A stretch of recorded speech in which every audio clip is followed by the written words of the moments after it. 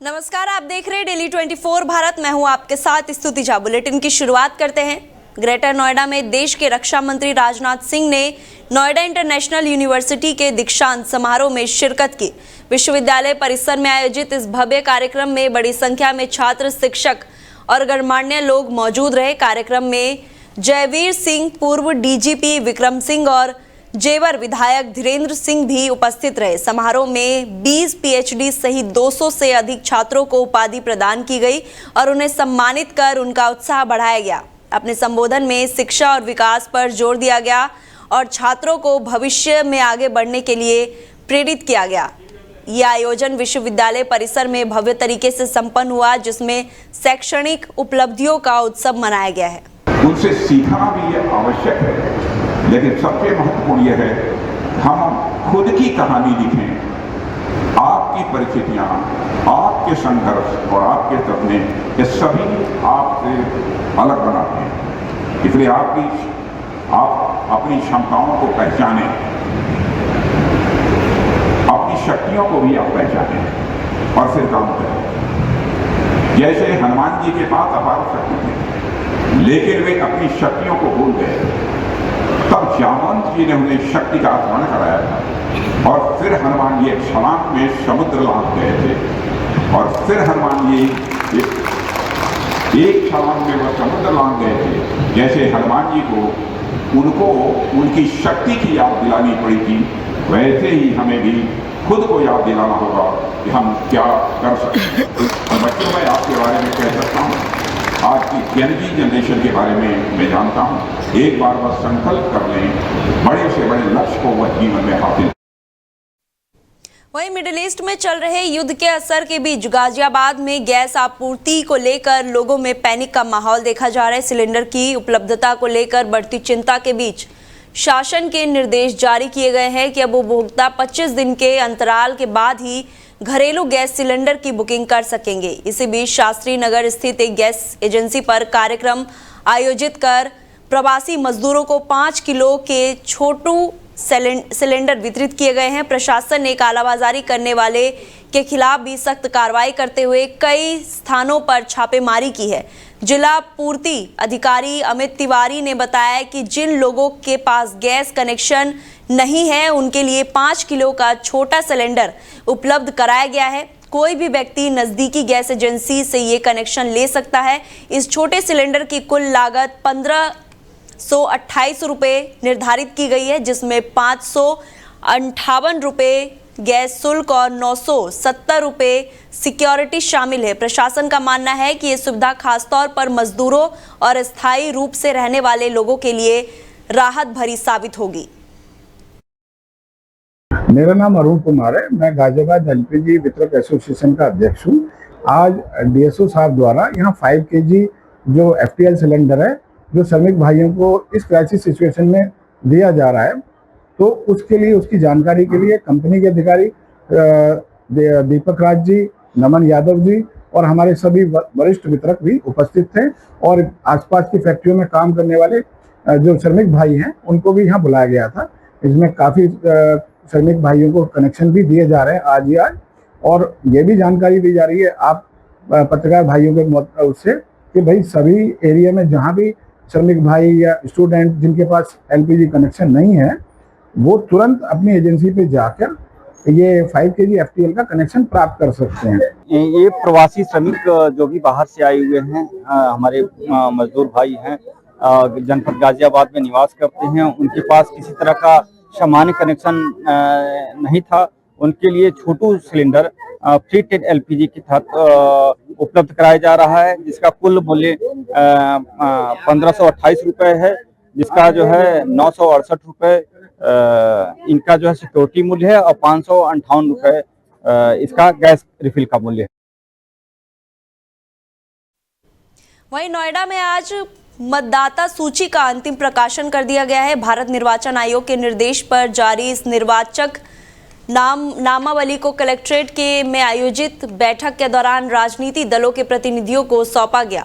जिला निर्वाचन अधिकारी की अध्यक्षता में हुई इस बैठक में विभिन्न राजनीतिक दलों के प्रतिनिधि मौजूद रहे। जनपद गौतम बुद्ध नगर में कुल 15,05,000 82 मतदाता पंजीकृत कराए गए, जिनमें 8,23,304 पुरुष, 6,81,728 महिला और 50 ट्रांसजेंडर मतदाता शामिल है। विधानसभा बार आंकड़ों के अनुसार 61 नोएडा में 5,87,195, 62 दादरी में 6,05,204 और 63 जेवर में 3,12,683 मतदाता दर्ज किए गए हैं। जनपद में कुल 743 मतदाता केंद्र और 2024 मतदेय स्थल बनाए गए हैं। प्रशासन ने नागरिकों को एक सप्ताह तक संबंधी बूथों पर जाकर मतदाता सूची का निरीक्षण करने का अवसर दिया है, ताकि किसी भी त्रुटि को समय रहते सुधारा जा सके। वहीं मथुरा में यमुना नदी के केसी घाट पर बड़ा हादसा सामने आया है, जहां श्रद्धालुओं से भरी एक नाव पलट गई। नाव में करीब 20 से 25 श्रद्धालु सवार बताए जा रहे हैं। सूचना के अनुसार नाव पीपा पुल से पलटने के बाद अनियंत्रित होकर पलट गई, जिसमें नदी में अफरा तफरी मच गई। हादसे में अब तक 8 लोगों की मौत की पुष्टि हुई है। बताया जा रहा है कि श्रद्धालुओं का ये दल पंजाब से मथुरा दर्शन के लिए आया था। घटना के बाद मौके पर स्थानीय प्रशासन और बचाव दल पहुंच गया और राहत कार्य जारी है। नदी में फंसे अन्य लोगों की तलाश की जा रही है, जबकि घायलों को नजदीकी अस्पताल में भर्ती कराया गया है। प्रशासन द्वारा मामले की जांच की जा रही है कि हादसा कैसे हुआ। वहीं मुजफ्फरनगर के पुरकाजी थाना क्षेत्र में समसो इलाके में एक स्कूल वैन में अचानक आग लगने से अफरा तफरी मच गई। बताया जा रहा है कि आग शॉर्ट सर्किट के कारण लगी थी। हादसे के समय वैन में करीब 10 बच्चे सवार थे। आग लगते ही बच्चों में चीख पुकार मच गई। इस घटना में 4 बच्चे और चालक झुलस गए, जिन्हें तुरंत उपचार के लिए अस्पताल भेजा गया है। स्थानीय लोगों की मदद से आग पर काबू पाया गया है और बाकी बच्चों को सुरक्षित बाहर निकाल लिया गया। वैन आशीष इंग्लिश एकेडमी स्कूल की बताई जा रही है। घटना के बाद इलाके में हड़कंप मच गया है। सूचना मिलने पर पुलिस और अन्य राहत टीम मौके पर पहुंची और स्थिति को नियंत्रण किया है। फिलहाल सभी घायलों का इलाज जारी है और पुलिस पूरे मामले की जांच कर रही है। वहीं ग्रेटर नोएडा के चाई 5 क्षेत्र में एक फ्लैट की छत का बड़ा हिस्सा टूटकर नीचे गिरने से हड़कंप मच गया है। देर रात बालकनी में अचानक प्लास्टर गिरने से घर में मौजूद परिवार दहशत में आ गए हैं। बताया जा रहा है कि इस फ्लैट की कीमत करीब 1 करोड़ रुपए से अधिक है, जबकि यहां रहने वाली सोनम सिंह हर महीने करीब 28,000 रुपए किराया देती है। घटना के बाद उन्होंने पूरी घटना का वीडियो बनाकर सोशल मीडिया पर साझा किया है, जो तेजी से वायरल हो रहा है। वीडियो सामने आने के बाद बिल्डर की निर्माण गुणवत्ता पर भी गंभीर सवाल खड़े हो गए हैं। लोगों का कहना है कि इतनी महंगी संपत्ति में इस तरह की लापरवाही चिंताजनक है। गनीमत रही कि जिस समय प्लास्टर गिरा उस वक्त बालकनी में कोई मौजूद नहीं था, वरना बड़ा हादसा हो सकता था। फिलहाल इस घटना के बाद संबंधी प्राधिकरण और बिल्डर की जिम्मेदारी को लेकर सवाल उठ रहे हैं और मामलों की जांच की मांग की जा रही है। वहीं नोएडा के थाना फेज 2 क्षेत्र स्थित होजरी कॉम्प्लेक्स डी ब्लॉक में कर्मचारियों ने वेतन वृद्धि को लेकर जोरदार प्रदर्शन किया है। गुरुग्राम के बाद अब नोएडा में भी कर्मचारियों का आक्रोश खुलकर सामने आ रहा है। दूसरे दिन भी हड़ताल जारी रही, जिसमें सैकड़ों की संख्या में कर्मचारी एकत्र होकर अपनी मांगों को लेकर प्रदर्शन करते रहे। कर्मचारियों का कहना है कि लंबे समय से वेतन बढ़ने की मांग की जा रही है, लेकिन अभी तक कोई ठोस कार्रवाई नहीं हुई। स्थिति को देखते हुए मौके पर भारी पुलिस बल और पीएसी तैनात की गई ताकि कानून व्यवस्था बनी रहे। इसके बावजूद प्रदर्शनकारी अपनी मांगों पर अड़े रहे और विरोध जारी रखा। प्रदर्शन के चलते इलाके में कुछ समय के लिए तनावपूर्ण माहौल बन गया। हालांकि पुलिस लगातार स्थिति पर नजर बनाए हुए हैं। फिलहाल कर्मचारियों और प्रतिबंध के बीच बातचीत की कोई ठोस जानकारी सामने नहीं आई है और पड़ताल की जा रही है। वहीं मुजफ्फरनगर की आवास विकास कॉलोनी निवासी अधिवक्ता विक्रांत राणा को बड़ी जिम्मेदारी मिली है। उन्हें उच्चतम न्यायालय नई दिल्ली में उत्तर प्रदेश सरकार की ओर से वादों की पैरवी के लिए अपर महाधिवक्ता के पद पर नियुक्ति किया गया है। इस उपलब्धि से उनके परिवार और पूरे क्षेत्र में खुशी की लहर दौड़ गई है। विक्रांत राणा गन्ना विकास परिषद थाना भवन के चेयरमैन जयप्रकाश राणा के पुत्र हैं। बेटे की सफलता पर परिवार में जश्न का माहौल है और परिजनों ने मिठाई बांटकर खुशी जाहिर की है। जयप्रकाश राणा ने इस उपलब्धि पर उत्तर प्रदेश सरकार का आभार व्यक्त करते हुए कहा कि उनके परिवार के लिए गर्व का क्षण है। विक्रांत राणा का परिवार पहले से ही सामाजिक और न्यायिक क्षेत्र में सक्रिय रहा। उनकी पत्नी पूनम राणा गुरुग्राम में फैमिली कोर्ट में एडीजे पद पर कार्यरत है, जबकि उनकी माता शामली जनपद गोगवान गांव में लगातार 3 बार ग्राम प्रधान रह चुके। स्थानीय लोगों और समाज के विभिन्न वर्गों ने उन्हें शुभकामनाएं देते हुए इसे जिले के लिए गौरव का विषय बताया। मेरा नाम जयप्रकाश राणा, चेयरमैन गन्ना विकास परिषद थाना भवन, जिला शामली। मैं आवास विकास कॉलोनी मुजफ्फरनगर में रहता हूं। मेरे 2 बेटे हैं, विनय राणा एडवोकेट, विक्रांत राणा एडवोकेट। मैंने अपने दोनों बेटों को शिक्षा दिलवाई है। पहले मुजफ्फरनगर से इंटर किया, इंटर के बाद पूना से LLB किया दोनों बेटों ने। मैंने अपने दोनों बेटों को बहुत संस्कार दिए हैं। दोनों बेटों ने मेरा नाम रोशन किया है। एक मेरा बेटा यहीं पे अधिवक्ता है, उसका K19 चैम्बर मुजफ्फरनगर में है, और दूसरा बेटा मेरा दिल्ली सुप्रीम कोर्ट में प्रैक्टिस करता था। आज माननीय मुख्यमंत्री और महामहिम राज्यपाल के आदेश के उसको अपर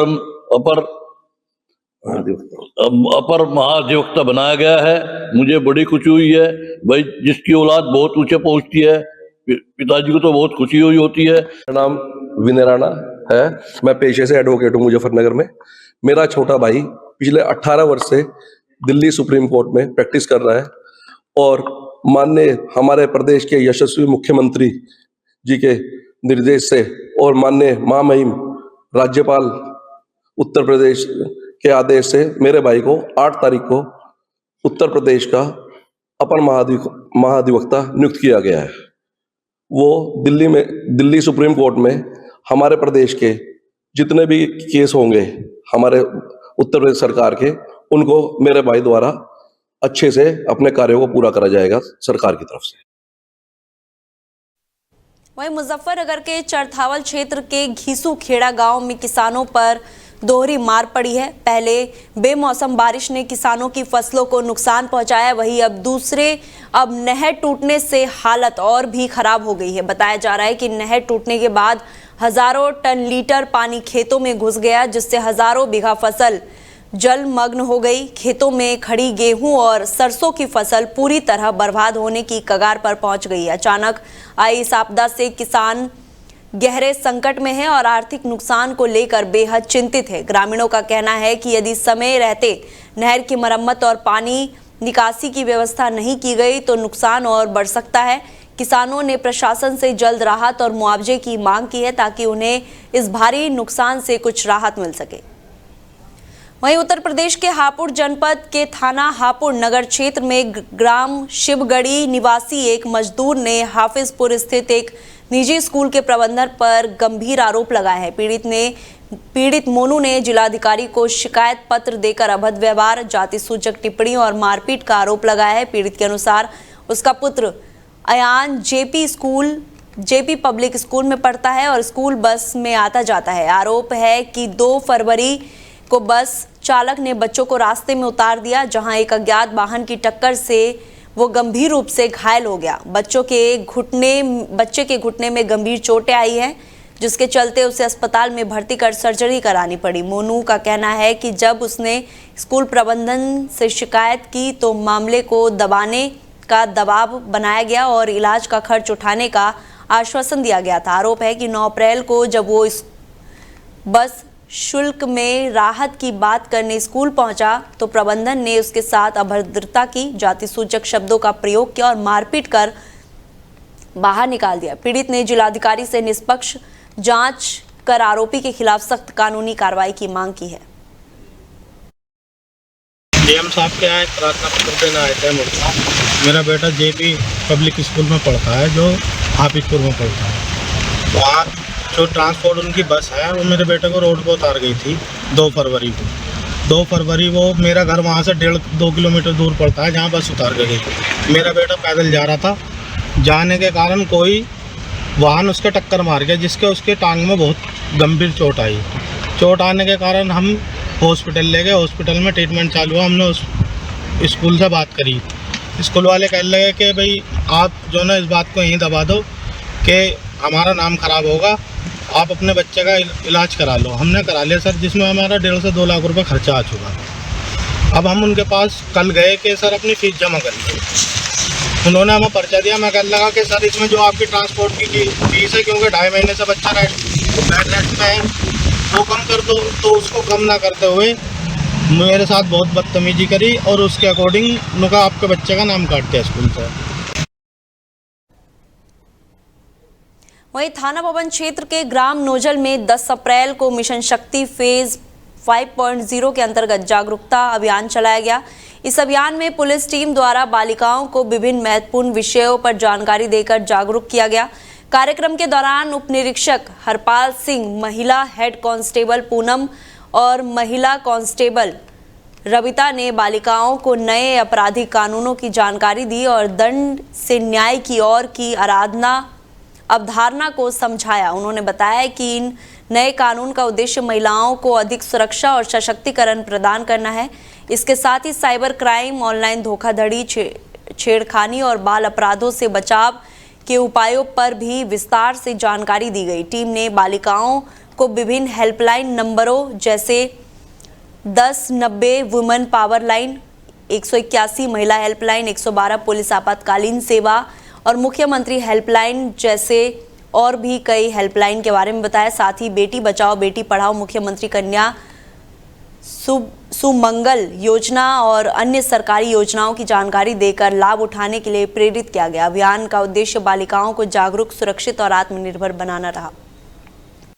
वहीं मुजफ्फरनगर में सोशल मीडिया पर वायरल वीडियो के बाद पुलिस ने सख्त कार्रवाई करते हुए थार गाड़ी को सीज कर दिया है। बताया जा रहा है कि ये मामला शाहपुर थाना क्षेत्र का है, जहां कुछ युवक चलती गाड़ी में खतरनाक स्टंट कर रहे थे। वायरल वीडियो में देखा गया कि युवक अपनी जान जोखिम में डालकर गाड़ी में खड़े होकर नोट उड़ा रहे थे। स्टंट के दौरान गाड़ी में ब्रेक लगने की स्थिति भी आई थी, जिससे गिरने का खतरा बना रहा। इस मामले को लेकर सोशल मीडिया पर वीडियो तेजी से वायरल हुआ, जिसके बाद पुलिस ने संज्ञान में लेते हुए कार्रवाई की। पुलिस का कहना है कि इस तरह के खतरनाक स्टंट ने न केवल कानून का उल्लंघन किया है, बल्कि आम लोगों की सुरक्षा के पर भी गंभीर खतरा बन सकता है। फिलहाल पुलिस ने गाड़ी को सीज कर आगे की जांच शुरू कर दी और संबंधित लोगों के खिलाफ कानूनी कार्रवाई की जा रही है। थाना शाहपुर में कल एक वीडियो वायरल हुई, जिसमें थाना शाहपुर के कस्बा में मालूम हुआ कि 8 तारीख को एक शादी थी। उस शादी में थार गाड़ी पर कुछ लड़के नोट उड़ा रहे थे। उस वीडियो का संज्ञान लिया गया। उस थार गाड़ी को पुलिस कब्जे में ले लिया गया। उस गाड़ी को सीज कर दिया गया और जो लड़के नोट उड़ा रहे थे उनको भी थाने यानी बुलाया गया है। उनके पेरेंट्स को बुलाया, क्योंकि बच्चे सभी नाबालिग हैं, और सख्त हिदायत देते हुए उनको थाने से रुखसत किया गया है। वहीं नोएडा के सेक्टर 77 स्थित ABS अचार साइट पर एक दर्दनाक हादसा सामने आया है, जहां 6वीं मंजिल से गिरकर एक मजदूर की मौत हो गई। यह घटना थाना सेक्टर 113 क्षेत्र की बताई जा रही है। घटना के बाद मौके पर पुलिस पहुंची और जांच शुरू कर दी गई है। हादसे के बाद निर्माण साइट पर अफरा तफरी का माहौल बन गया और मजदूरों में दहशत फैल गई है। मृतक मजदूर की मौत को लेकर साइट पर काम कर रहे अन्य श्रमिकों ने बिल्डर पर घटना को छिपाने का आरोप लगाया है। पुलिस ने मामले की गंभीरता को देखते हुए जांच शुरू कर दी है और आगे की कानूनी कार्रवाई की जा रही है। वहीं मुजफ्फरनगर के सिविल लाइन थाना क्षेत्र में पुरानी घास मंडी इलाके में दिन दहाड़े चोरी की वारदात से हड़कंप मच गया। बेखौफ चोरों ने एक दुकान को निशाना बनाते हुए करीब 50,000 रुपए की नकदी पर हाथ साफ कर दिया। बताया जा रहा है कि चोर ने पेचकस की मदद से गला तोड़कर नकदी चोरी की और मौके से फरार हो गया। ये पूरी घटना पास में लगे CCTV कैमरे में कैद हो गई। घटना के समय दुकान मालिक रिजवान नमाज पढ़ने के लिए गए हुए थे, जिसका फायदा उठाकर चोर ने वारदात को अंजाम दिया। दुकान ताज फार्म के नाम से संचालित है। घटना की जानकारी मिलते ही दुकानदार ने पुलिस को सूचना दी। पुलिस मौके पर पहुंचकर जांच शुरू कर दिया और CCTV फुटेज के आधार पर आरोपी की तलाश की जा रही है। क्या नाम है आपका? जी, मेरा नाम मोहम्मद रिजवान है और मेरी पुरानी घास मंडी में ताज फॉर्म के नाम से फॉर्म के गद्दे और सोफे के कपड़े का काम है।